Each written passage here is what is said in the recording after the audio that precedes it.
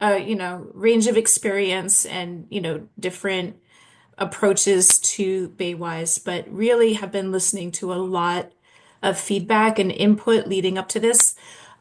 This is the first full presentation I've given to our Baywise volunteer audience, and so I'm super thrilled to be here, and I've been really, really impressed by the work you're doing out there. This really, truly is a labor of love on the part of so many people, and I got to go out and visit with Deborah, who I'm so happy was able to join us today. She missed the last one because apparently the message didn't get out widely or far enough to everyone. So I'm glad to see you sitting there. She gave me a great tour of their demonstration garden in Baltimore County, and it was just beautiful. And I hope you don't mind, but I have a little picture of you as a surprise at the end in your garden. Just warning. Heads Okay. up. Okay. Um, so my theme today is So You Want to Be Baywise, Fall Edition. Let's just get right into it. What's going on with my slide change? Okay. I do want to start with the university civil rights statement that University of Maryland programs, activities, and facilities are available to all without regard to race, color, sex, gender identity or expression, sexual orientation, marital status, age, national origin, political affiliation, physical or mental disability, religion, protected veteran status, genetic information, personal appearance, or any other legally protected class. All are welcome here. And I'm glad that you are here today.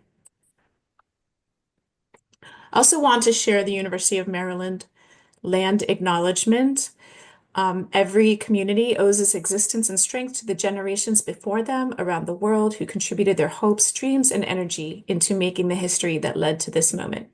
Truth and acknowledgement are critical in building mutual respect and connections across all barriers of heritage and difference.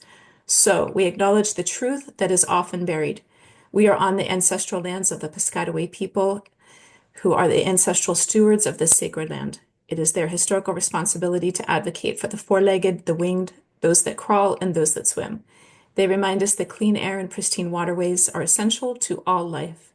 This land acknowledgement is a vocal reminder for each of us as two-leggeds to ensure our physical environment is in better condition than what we inherited for the health and prosperity of future generations. Just wanted to take a moment to look at our agenda for tonight. And there's a lot to cover, but if you do have questions or comments, please feel free to drop them in the chat box. And I'll take some pauses and have Jackie relay any questions or comments that you might have. We started out with our University of Maryland land acknowledgement. I'll have some Baywise announcements. I would like to just mention that it is not Native Indigenous Heritage Month and share some um, the themes and events that have been happening at University of Maryland around that. I have a brief Chesapeake Bay health update, a short citizen science spotlight, a synopsis of some of the Baywise 2.0 feedback and future directions. And then I'd like to get a little bit into the topic of how we welcome newcomers who reach out to us for the first time, how we welcome them to the Baywise community. Give a little preview of a series that I'm planning called the Positive Change Series, focusing in tonight on motivating environmental behavior change, some of the science behind that. And then just some brief things on following up, how we follow up with our certified, Baywise certified folks. So November is Native Indigenous Heritage Month, and the theme is back to our roots. And I want to share the link to this site so you can read about the University of Maryland theme and activities that are happening at the university around Native Indigenous Heritage Month. And if you have any events that are happening in your county or that you know of around Maryland celebrating Native Indigenous Heritage Month, please feel free to drop those in the chat box for everyone to know about. I also want to just take this as an opportunity to acknowledge that a lot of the new environmental behaviors or changes or innovations that we are promoting through our program in an extension are really actually rooted in indigenous practices and actually may more reflect a return to some traditional ways and traditional ecological knowledge. So I think it's really important to recognize the indigenous history of this land and some of the conservation practices that we do promote in our program. So just a brief update on the health of the Chesapeake Bay. This is from the most recent Chesapeake Bay Eco Health Report Card put out by UMCIS in July 2024. And they rated the Chesapeake Bay health as a C plus moderate ecosystem health. The overall Chesapeake Bay scored 55%, which was a 4% increase over last year's score, and overall showing a significantly improving trend since 1986. Jackie, do you want to say anything more about this? I think it would be fair to say that all of the folks that have been working so hard for years and years in this program can share in some of this celebration, but it's also clear that there's more work to be done. And the report card did indicate that a couple of the major sources of pollution remain to be agriculture and suburban landscapes. So landscapes dominated by lawns. Do you want to add anything else to that, Jackie? Yeah, so this actually thrills me. A C plus thrills me because I know at one point in my career it was an F, which is kind of nice that maybe there was a little progress that we made, at least some of our teams did. I think it's important for everyone to know that the group that puts this together, which is one of our sister institutions, the Center for Environmental and Estuarine Sciences, which is headquartered over at the Horn Point Laboratory in Cambridge. What goes into this report card is not just water quality monitoring, but a lot of biotic data also. What's going on with the fisheries and whatnot. Um, yeah, can I spell UMSES is University of Maryland Center for Environmental Sciences. That's what that stands for. Thank Um, you. and so it's been a thrill. I actually got my graduate degree from there. I am actually a fisheries biologist, believe it or not. And when I talk with people and we talk about report cards, again, you're all master gardeners. I would ask you all to use the university's report card. They're getting data from researchers out of universities with across the entire watershed. So, this is the one-stop shop. There's a lot of groups out there that like to do report cards, but this one is the most comprehensive one that is out there, looking at a slew of different, both abiotic and biotic factors. So I'll just leave it at that because I know we have a lot to go with. Thanks so much, Jackie. And Bill just shared a link if you would like to learn more about the University of Maryland Center for Environmental Sciences. That's in the chat box. And I'll also put all those links in the training portal. So if you don't get it in the chat, don't worry about it. I'll put them in the portal also. Okay. There was a question about the coloration on the map, and the yellow areas are moderate health, moderate water quality, and Bay Health. Green, those were the highest. I think green is actually an A score, A or high B, and the red reaches, those are still like the DF regions. So areas of more impaired water quality. Hmm. And you can actually, I was thinking I meant to put a link to the report card, but you can Google the Chesapeake Bay Eco Health Report Card. If Jackie, if you want to type that in the chat box, and you can look, it's very accessible. You can look at all the maps and you can look at the data that went into it, and it's really eye-opening. Okay, a few brief announcements, Baywise announcements. Elizabeth's in the process of updating our volunteer database so that we can be able to be in contact and know who all is involved in our program. If you're able to get review that database and get that information back to her, she would appreciate that. She's also the person to go to for Baywise sign requests, and that question came up a lot in the feedback. How do I get signs? I don't know how to get signs. Is Elizabeth with us on the Zoom I'm tonight? here. Yep, I'm here. Hi, Elizabeth. Can you just say hello and anything you want to say about those 2 points, the volunteer database and the Baywise Science? Yeah, well, first, the database updates. I do have a good half of them probably. I've got Allegheny, Anne Arundel, Carroll, Cecil, Charles, Dorchester, anyway. But the rest of them would be great if they're still a week, because I did ask for it at the end of November.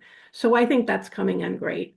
But and the Baywise sign request, that is on the website under the resources, the Baywise resources.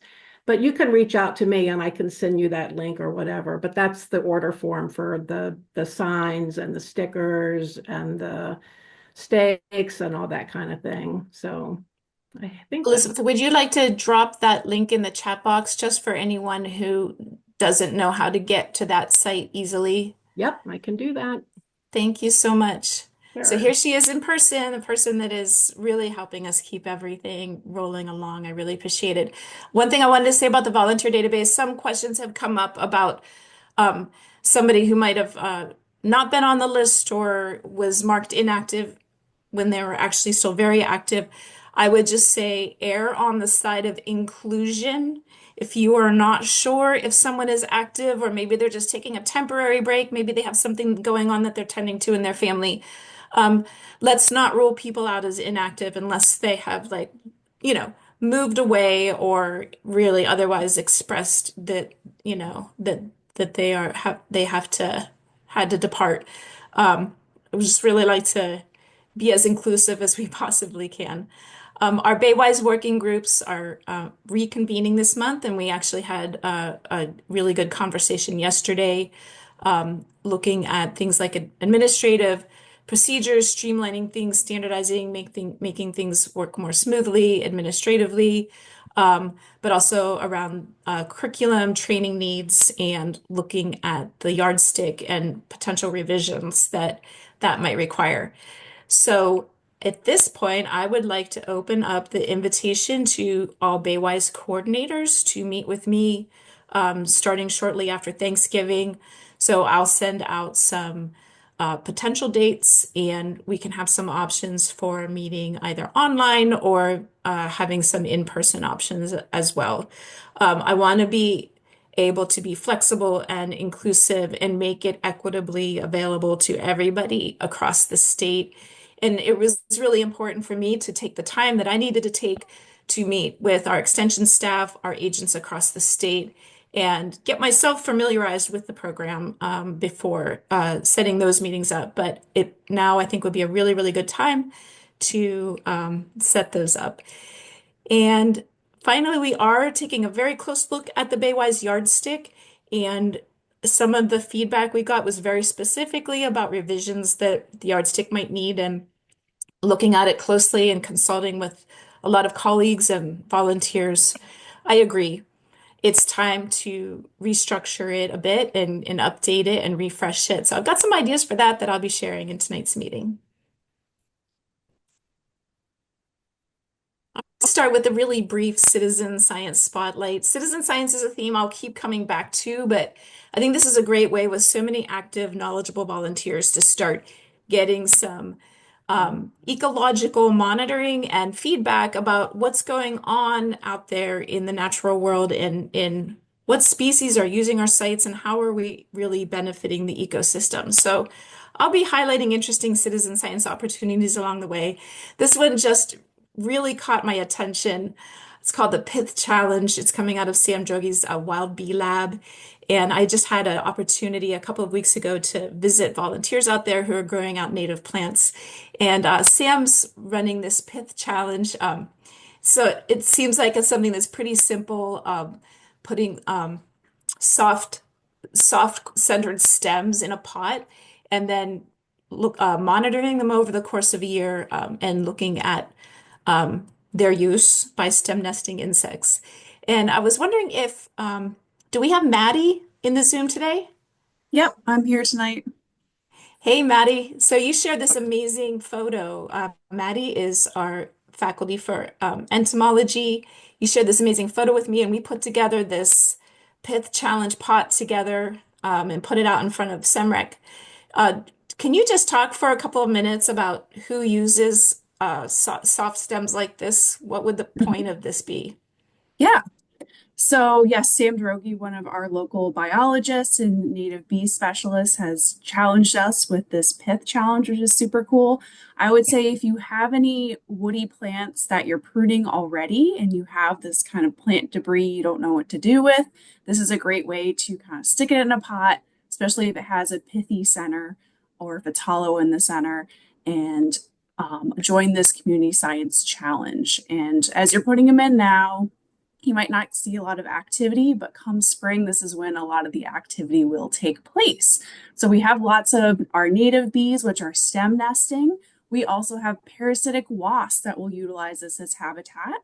And what Stacy and I have already witnessed this time of year, we'll see a lot of jumping spiders using it as habitat, which is kind of neat to observe and watch. So you never know what is going to use this as a home. So it's kind of fun to have an observation project going on in your own space. Could be in a nice little pot, make it a little more decorative and funky.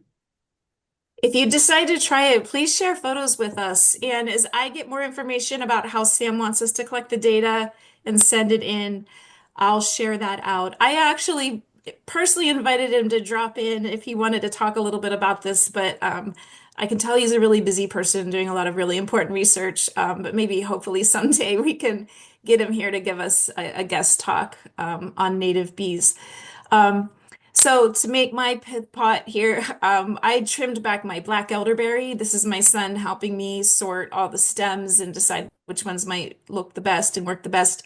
But I found a ton of branches that had already been used by stem nesting insects in my elderberry. And then there are secondary insects using those cavities. It was really fascinating, and Maddie was able to point so much out to me. So I learned a lot just in the process of pruning my elderberry and sticking them into a flower pot this weekend. So I just wanted to join you to invite you to join us in this pith challenge and see where it leads us. All right, so getting into some of the Baywise 2.0 feedback, I know a lot of you participated in a survey, and I could tell because I had pages and pages of comments to review when I got here, which was really helpful. It was a great window onto the program and future needs. So I promise you, I read every one of those comments, and there were certain comments that I could really group together into like main priorities. So that's what I've tried to do here. I've heard feedback that it might be time to streamline and standardize some administrative procedures. We don't want people getting bogged down by red tape and bureaucracy.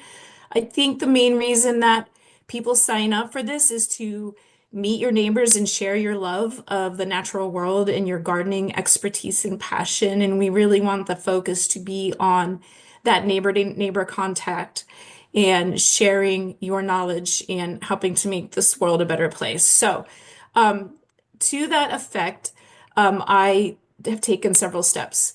I started out by meeting with and interviewing and doing surveys of our extension staff, especially our county agents, to get their perspectives and understand how the program's working in their county, what the challenges might be, their ideas for streamlining.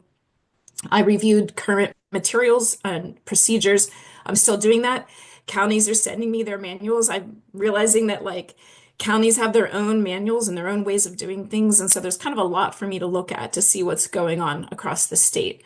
We are reconvening Baywise work groups, which I mentioned. So we've already started that process, meeting with Baywise coordinators that watch for invitations to meet with me shortly after Thanksgiving to come out. We're talking about developing various communications and reporting templates to make that process smoother and more standardized and making adjustments to protocols as they're needed. So the next thing that at Bill's suggestion, we're going to look at doing is convening a Baywise advisory group to help give guidance as we look at future directions. So my hope is to start that process in January of 2025, if not sooner. If you have ideas for good advisors, folks that you think could play a vital role in a Baywise advisory group, please send those suggestions my way. So the next major recommendation that I've heard from many directions and in many different ways that it's probably time to revise the Baywise yardstick. It does need a reformat. I strongly feel we need to evaluate for inclusivity of language. For example, the frequent use of the word homeowner. We are not just serving homeowners, we are serving all residents of Maryland. So looking for places like that we can be more inclusive in our language and our thinking about our program and who it serves.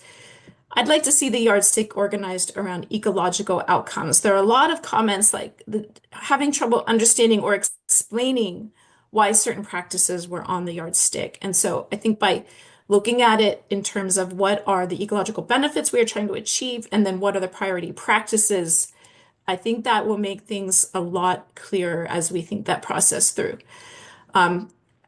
It's time probably to establish adherence to state environmental regulations as a baseline to entry. And there are some laws that have gone into effect since the yardstick was first conceived, like the Maryland Fertilizer Law and the Pollinator Protection Act. So those things that are now required by law, we still do need to educate around them. But I think there's a way to set the yardstick up so that complying with those laws is the baseline to entry, the baseline to getting to 60%. And everything beyond that is really additional and what you would be certified on. We need to evaluate the yardstick for climate resilient practices, break out and focus the water quality and the biodiversity certification areas, and really focus what we're talking about when we talk about biodiversity. We're talking about practices that support improved soil condition, beneficial insects and pollinators, native plants, and wildlife. So there is more we can do and say around native plants and wildlife that I think can really help focus the practices that we're trying to encourage. And then in general, we really do need to develop more specific guidance around the biodiversity components of the yardstick. So in order to achieve some of these revisions, I've been thinking about this concept of doing a living landscape certification, and that if you could get to 90% on a living landscapes metric through a combination of stormwater and biodiversity practices, that would be like a platinum level certification. There's also a great deal of interest in exploring a pollinator certification. And so I've been meeting with Maddie and Lisa, our native plants expert, to talk about what a pollinator certification could look like. We're going to be looking at refocusing the water and Baywise certification on specifically on those ecological stormwater practices where we could have measurable water quality outcomes through practices that are specifically implemented for water quality.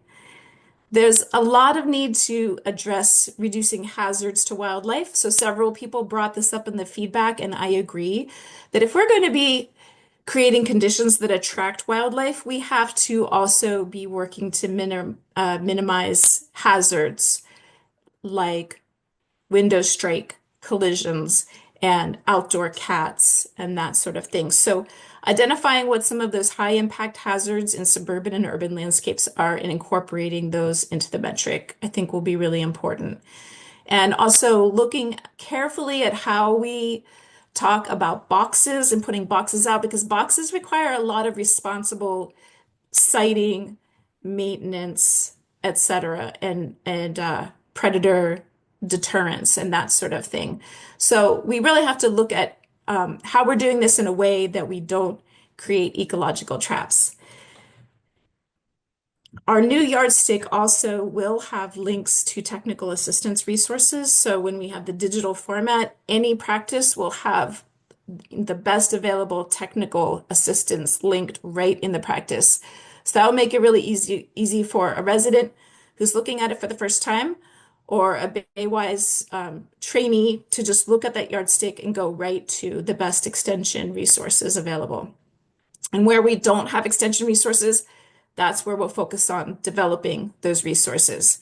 And then we need to develop hands-on trainings, technical assistance, and demonstration sites that demonstrate and teach about all of those practices specifically. So this is just a quick sketch of what I think this living landscapes metric could look like and address. And it will be broken into the components of ecological stormwater management and then biodiversity, focusing on 4 areas: soil condition, native plants, beneficial insects, and wildlife. The water and bay and waterwise certification would focus on the ecological stormwater management practices, those that improve water quality, but also increase climate resilience and provide flood and drought attenuation and climate mitigation. Then there are all of the biodiversity benefits, and doing that in such a way that we actually have measurable biological benefits on things like soil condition, native plants, beneficial insects, and wildlife actions. So I've highlighted in yellow the area that I see the pollinator certificate could fall under, and blue being Baywise and Waterwise. For those who don't know, Waterwise is our Western Maryland equivalent of Baywise. So same or similar practices, but not within the Chesapeake Bay watershed. Their watershed drains to the Gulf of Mexico. So we have a Bay and a Waterwise certification. So I see there's a lot of discussion in the chat box. I'm going to pause there and say, Jackie, are there comments that we want to bring forward here? I have been answering some of them because some of them are easy to answer, so everybody can see it. I've also been, just so people know that when they're putting stuff in the chat, I've been making a list of notes. I've already started an email to Stacy with all the different notes that are coming up from this. But somebody did ask, so we'll just put it in here. I don't see training on the list. Will there be statewide online training for new volunteers? Yes, that's the next part. So that's the next part, is the training. So I started with administrative review, yardstick, and then we'll go into the training part. And another question or another comment that came up, which we talked about yesterday in our working group, was that there are counties out there that already have their own pollinator certifications. So, I know we talked about how this is kind of different than some of those other ones. And I don't know if you want to share that type of conversation. Yeah, certification is really popular, and there are different types of certification programs, and there are a lot of self-evaluation certifications out there. So people just check boxes, send it in, and the sign gets mailed to them. And it still motivates a lot of great environmental change and improvements. The program we're talking about here is an extension program where there's actually extension technical assistance, training, master gardeners behind it, site visits, follow-ups. So it's its own unique thing. So it's not to the exclusion of any other certification program, not trying to replace or even compete with any other program. And for me, the sign is just it's a marker or an indicator. It's something that can encourage other neighbors to take an interest, which we'll get to that part of it too. And that's wonderful. But I think the thing that really sets this apart are those neighbor to neighbor consultations, trainings, and all of the expertise that goes into it. So with that, we'll continue on, but thank you for those comments. And if you want to copy those comments into a document, Jackie, that's what I hate losing that discussion when we sign out of the Zoom. So I'm going to move on so we can get to some other parts and some actual training. If my slides will let me advance. Okay. So the next big category of feedback was we need more technical and procedural training to support site visits and certification. So we will be developing a tailored curriculum that helps connect these practices with the ecological outcomes in a way that will hopefully help you communicate the why behind these practices, and looking at the water quality, biodiversity, and climate resilience practices with more technical how-to instruction. There were requests for more rain garden training, native plant selection, care, and maintenance, and a strong need for online and flexible trainings that work for many different schedules. And I think this is really great and important for accommodating working families, people that might live in more remote, rural locations. So we want to make trainings more geographically accessible through a combination of online and then training materials that are available to the county agents that they can also deliver in person. And then there was a request to create multilingual materials to reach diverse audiences. So that's something that I will continue to study how we can do that in the most effective way to make materials available to for multilingual audiences.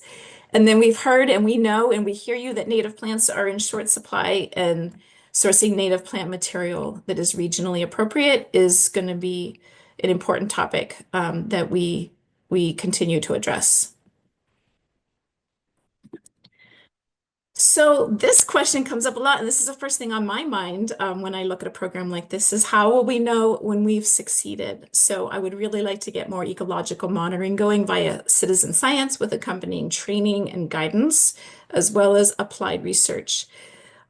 There is a smart tool for clean water indicators that I've learned about through Jackie and my colleagues here that can help to make connections between the water quality practices and Chesapeake Bay water quality outcomes.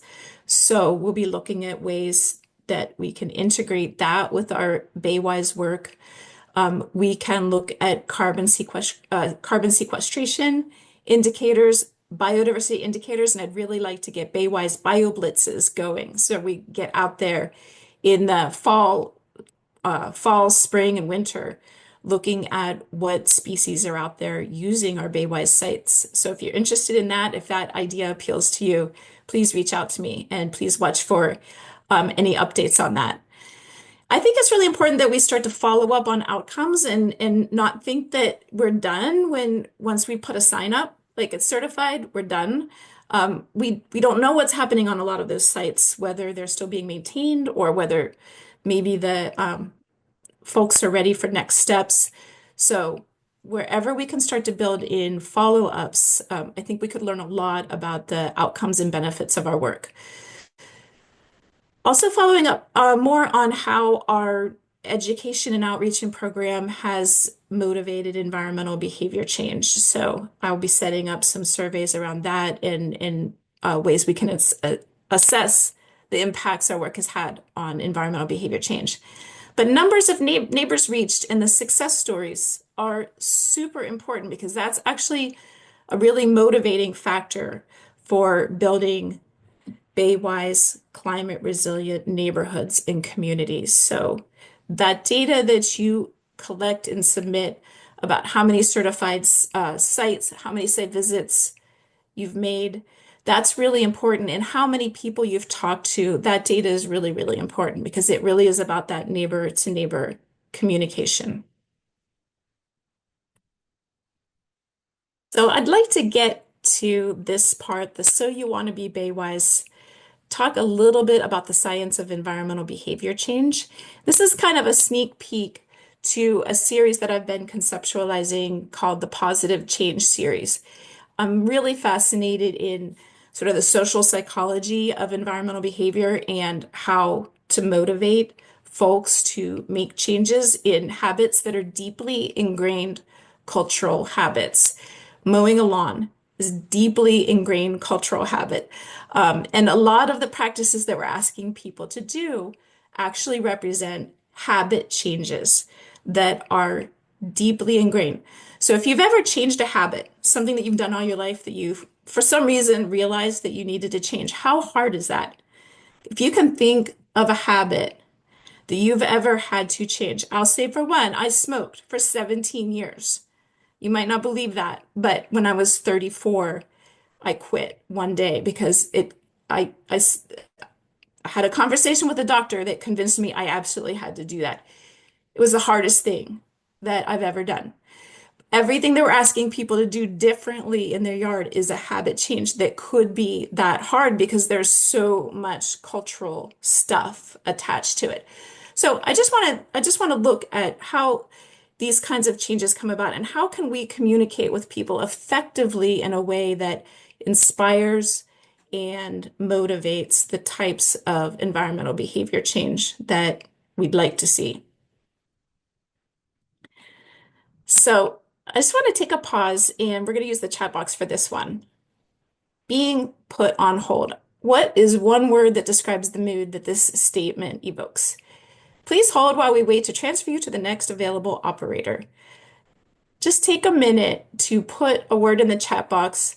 What mood does that spark in you? I'm gonna drop one. I'm gonna drop one here. Dread, stagnating, impatience, aggravated, irritated, frustration, annoyance, boredom.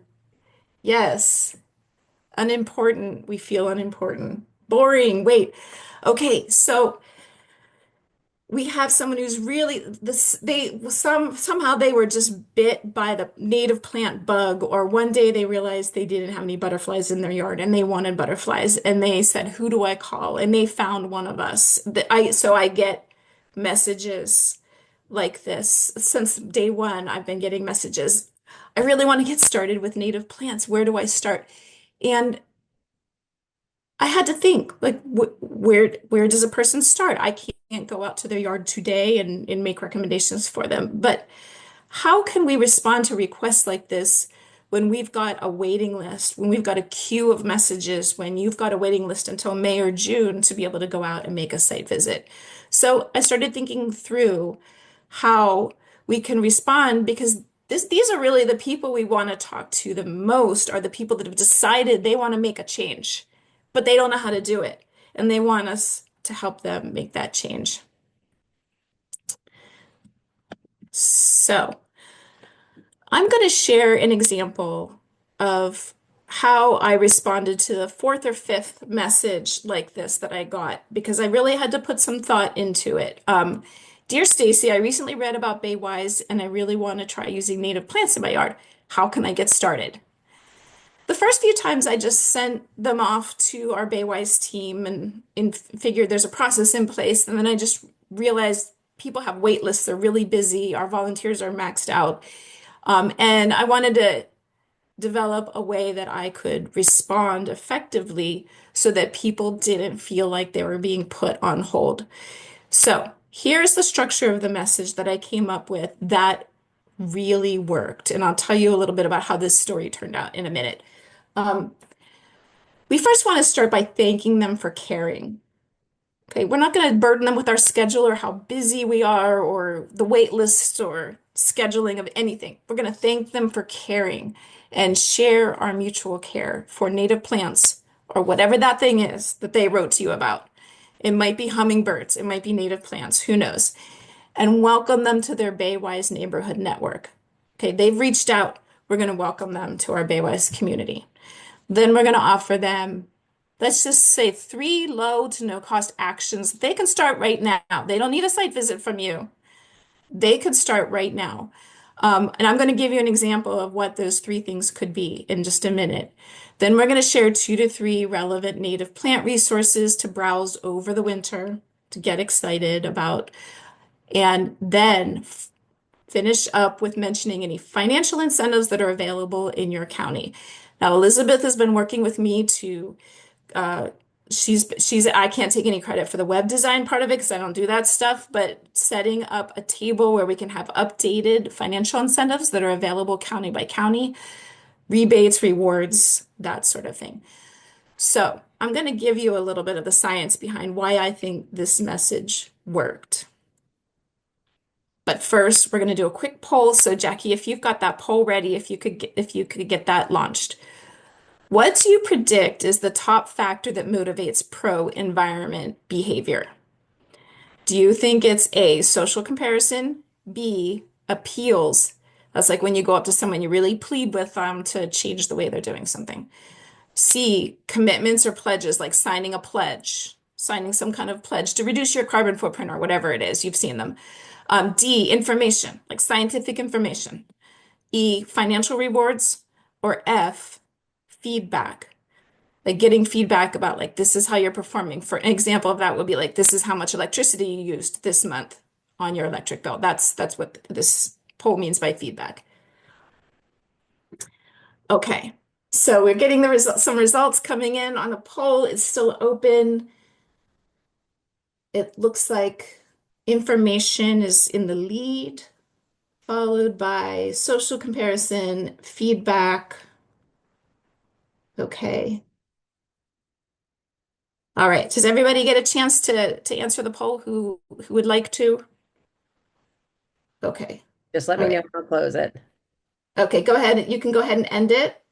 Okay, so 45% of you said information, and 24% said social comparison, followed by feedback, financial rewards, commitment, and pledges. Okay, so here, according to researchers who have looked at this question inside and out, what are the biggest factors motivating pro-environment behavior? Pro-environment behavior. Number one, social comparison. What's my neighbor doing? Followed by financial rewards. Information was like last.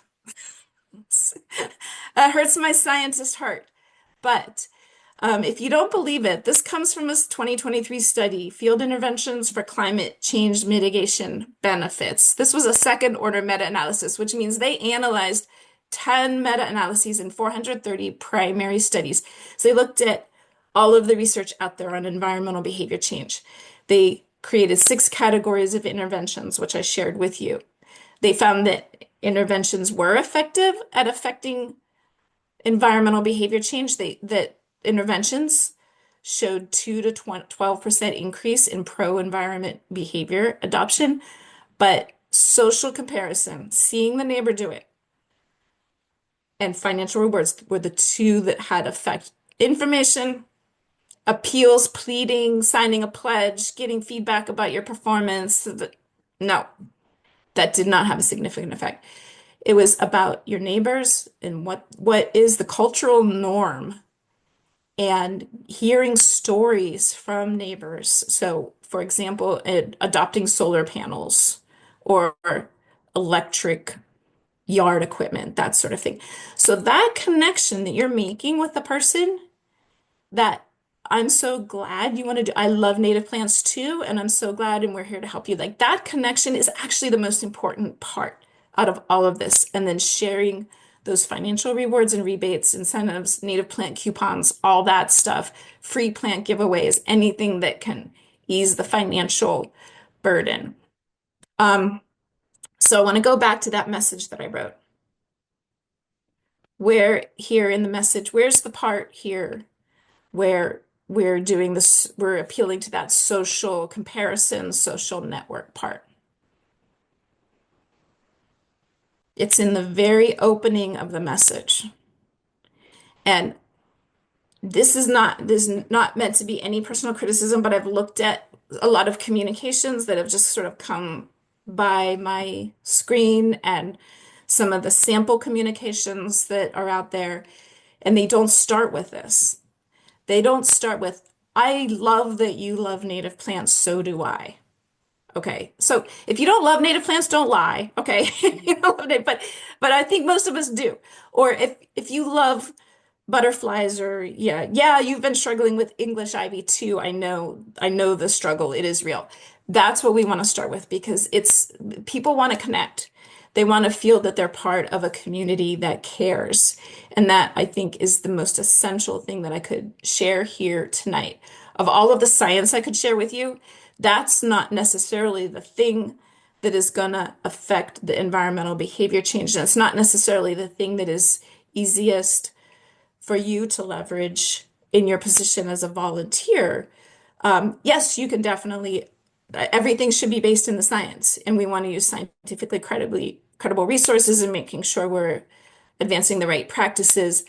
But the thing that you can add to it that is the special sauce, the magic fairy dust, is the fact that you are a neighbor. You are literally a neighbor of this person that you are communicating with, and they're joining you in this quest for creating a better world. Now, the three low to no cost actions, I say low to no cost because it's the financial part of it also is real. We're not asking them to spend money doing this right away. But if they have expressed an interest in native plants, we can share those resources too.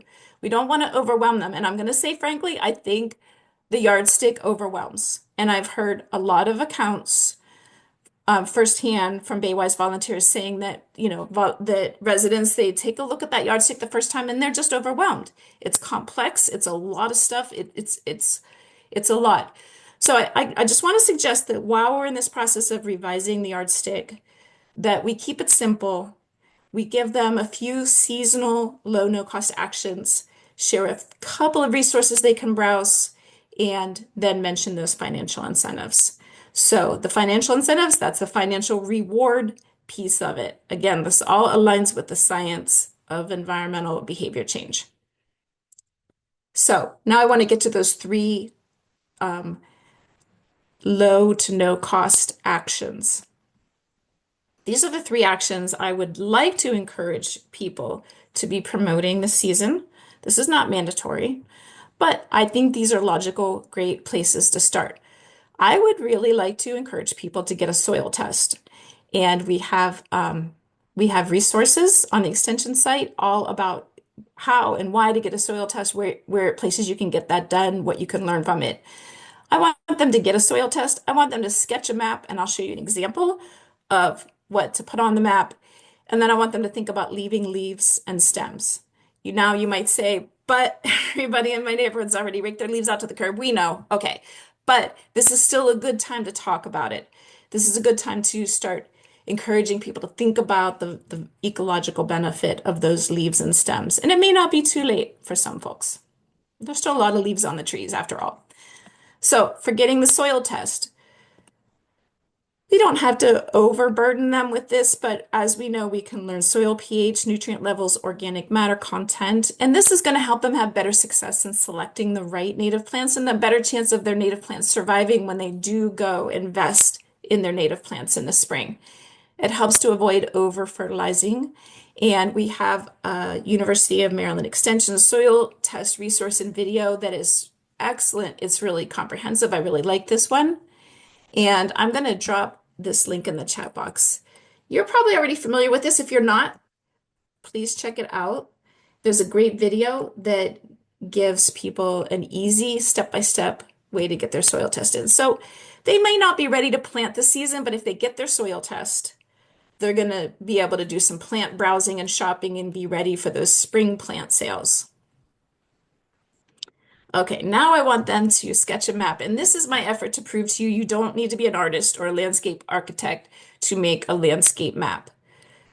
I did this with tracing paper with a Google Earth image of my house and my yard, just right on tracing paper.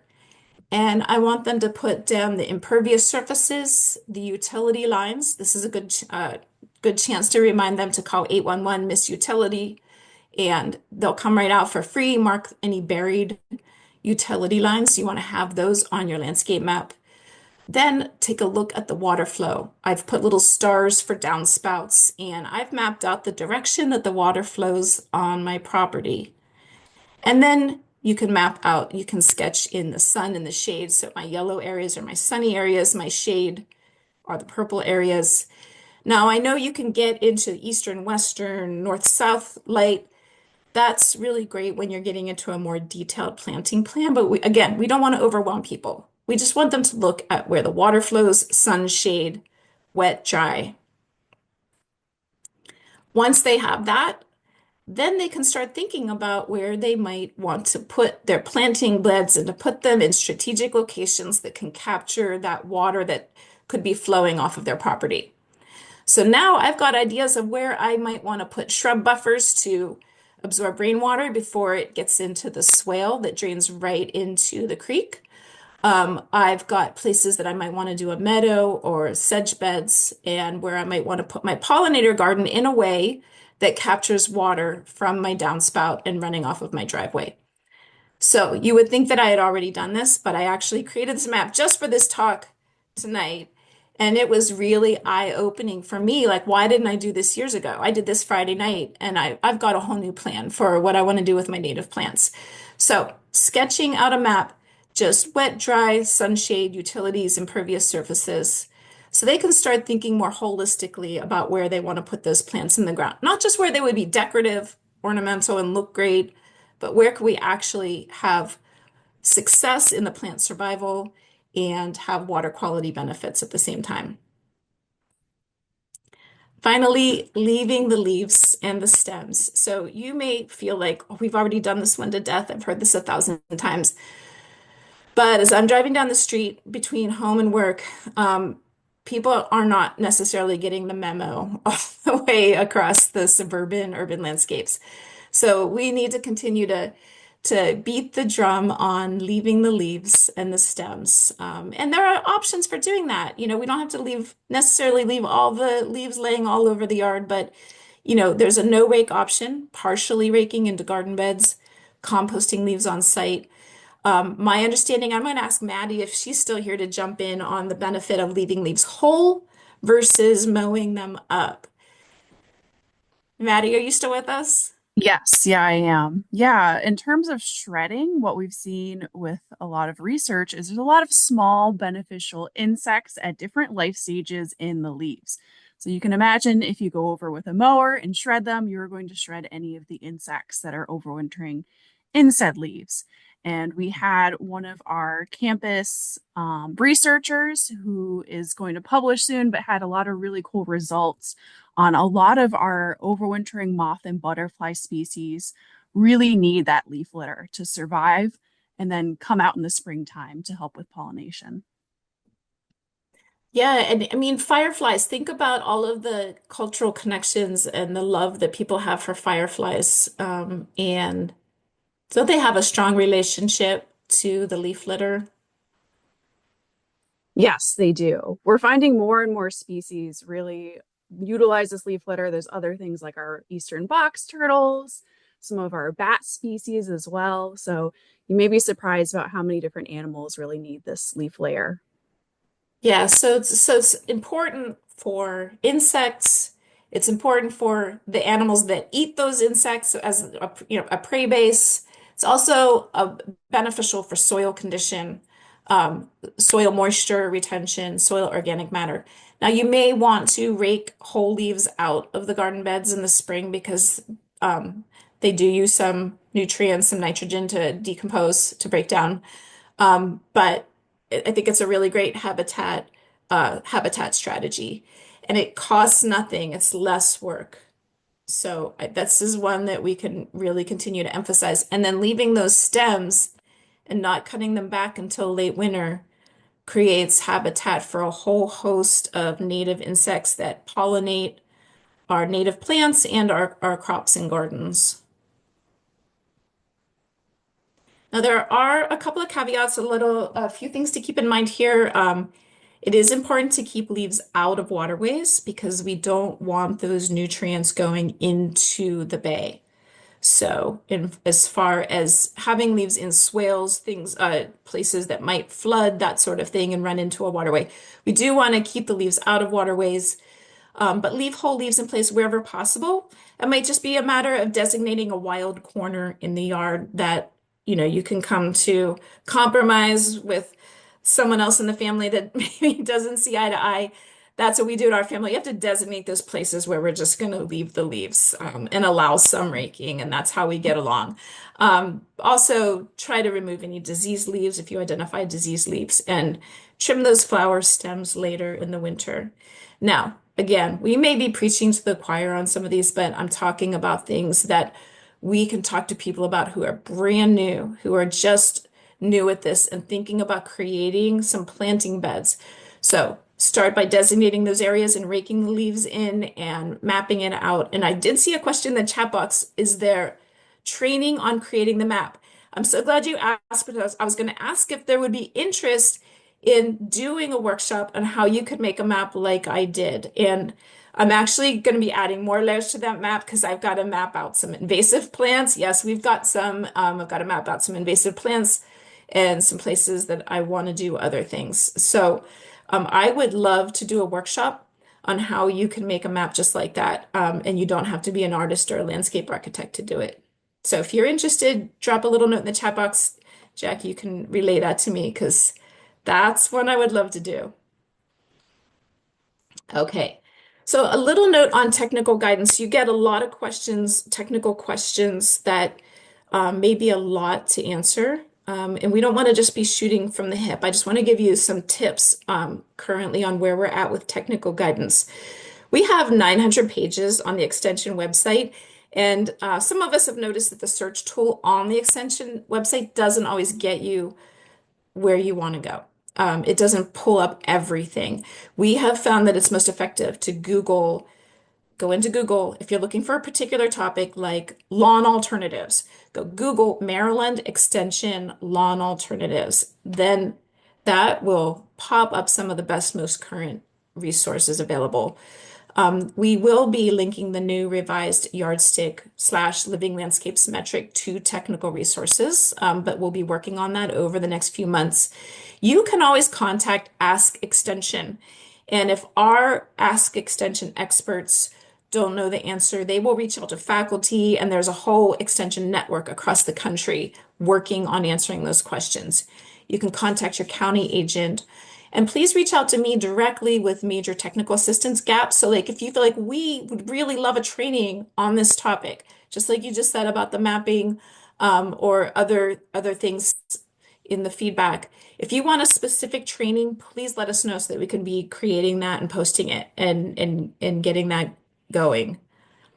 I'll be doing a needs assessment as well. So part of my new position entails doing a needs assessment and figuring out where the teaching and training needs are.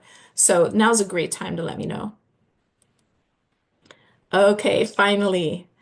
Just as a reminder, I kind of just want to wrap up with this idea that the most important thing that you're doing is this neighbor to neighbor network in the community, and that there's science behind that. Maybe not in the way you were thinking, but there's social science behind that, that your connections with your neighbors are the most important thing that you're doing to advance ecological improvements. So at the certification, ask people about what next steps they'd like to take. Share your Baywise stories. I would like to develop a story map, sharing some of the really amazing examples of Baywise projects out there.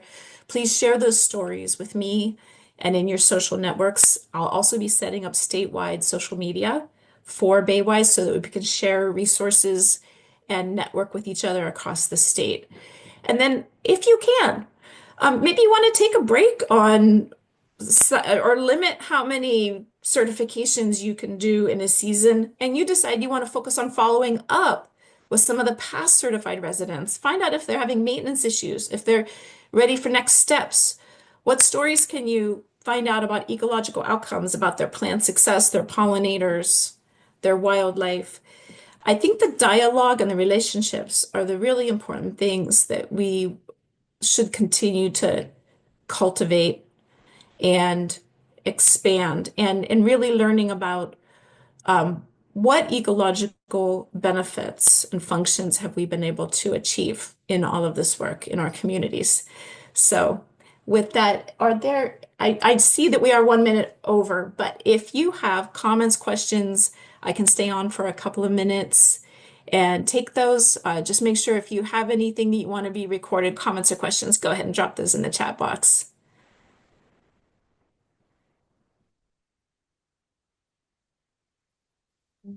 And Do we just have any pressing questions that people would like to ask or comments that you'd like to make right now?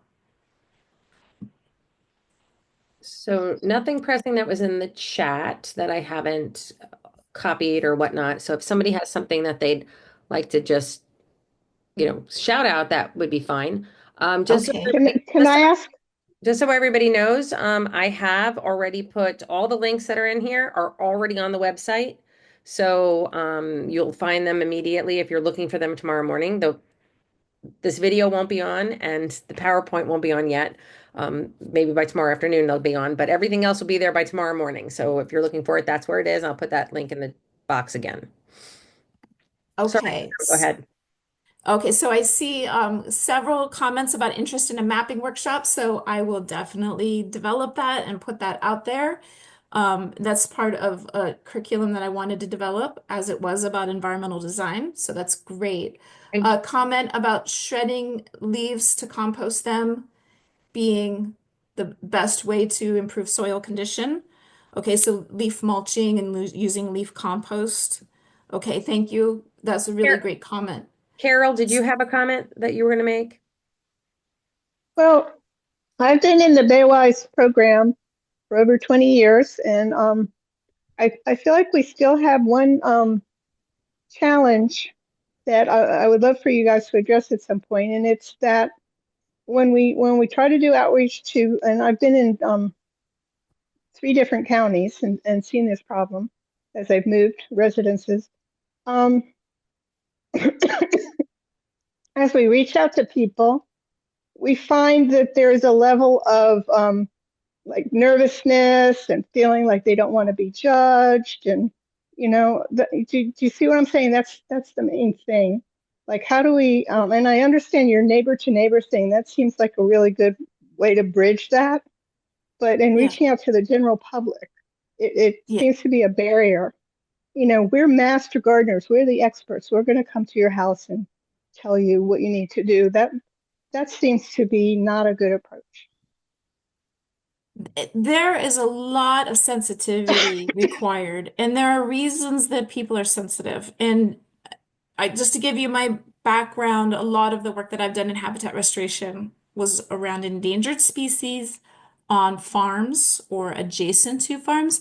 So imagine the concerns that farmers, agricultural producers have about having endangered species on their land and the risk that that could entail. So when I realize that when you're asking someone to make a change, we really have to take a lot of time to consider people's concerns and sensitivities.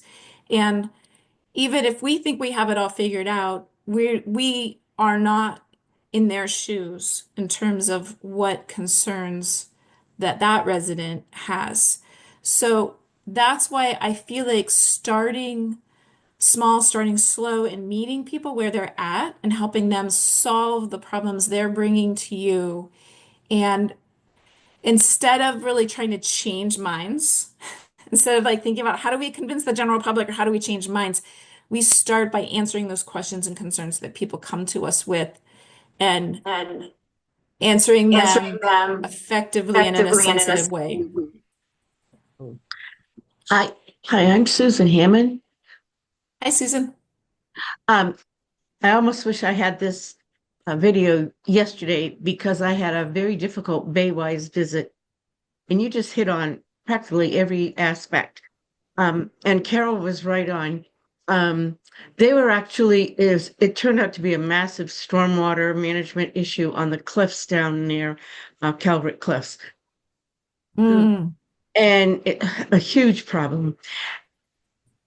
But by the time we left, we had 2 neighbors, actually we had 3 neighbors come over, and they left really excited with everything we've hit on. The leaves especially, they were blowing the leaves over the cliffs, stuff like that. When I know, but it's okay. They figured it out. They listened.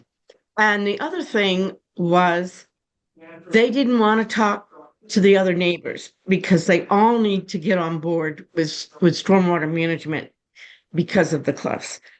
But she turned around and she said, you know what? And there was the 2 ladies together. They're going to work on the design. They know what they need to do. And they said, we're just going to be role models. And that's how we're going to sell this to the rest of the neighbors. And I went, that's exactly right. So you just hit on all of this today. So That's it. that was it. Yeah. It took a Thank lot you, of work Susan. and a lot of convincing, but they finally listened, and they couldn't thank us enough. They kept saying, "You just gave us a world of knowledge," not to mention their little Baywatch packet. But it Yeah. was also our experiences, both the two, myself and the other lady that came, we talked about, we were really digging into stormwater versus Baywise. It is the same, well, it's not the same, but you know what I mean? We were meeting them at their need and not walking in the door pushing the yardstick. You know what I mean? Yes. We listened to them, and when we saw it, our eyes opened up and we were like, wow, we get it. So Yeah. let's talk about what we can do. And then I said, the bottom line is, you need to get all these neighbors on board. And they went, we're not going to go talk to our neighbors. And then they turned around and said, we're going to be the role models. You got it. So I was real I love excited. it. It was, I realized when I made that shift as a biologist and a restoration ecologist from going out being the one there to deliver the information to being the one to go out and listen to people's stories, we got a lot further, a lot faster. And sometimes it was just a matter of somebody really had a lot of bird stories and they needed to tell someone their bird stories. yeah, And I was the one that showed up to listen. And after that, we could get into all kinds of discussions about ecological management and restoration of the ranch or whatever the property was. Um, so thank you. yeah, going Thank in you. as a listener, is the number one most important thing you can do. I really believe that. And I'm going to finish up with how that story turned out. So you might think that was a hypothetical story, dear Stacy. I just heard about the program and I'm interested in native plants. When I responded to that person in the way with them in the manner of the format that I gave you, I got a response back. This is so amazing. I'm working with the landscape designer of my HOA, and I just shared your comments, and she's putting together a plan now. And that was like within an hour.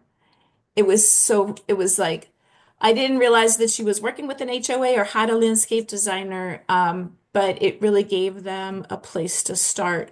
And so I think that, we don't want to go in as judges or critics. We want to go in as listeners, supporters, because that person reached out to us. We know they want to make a difference. And so we just have to operate on that good faith.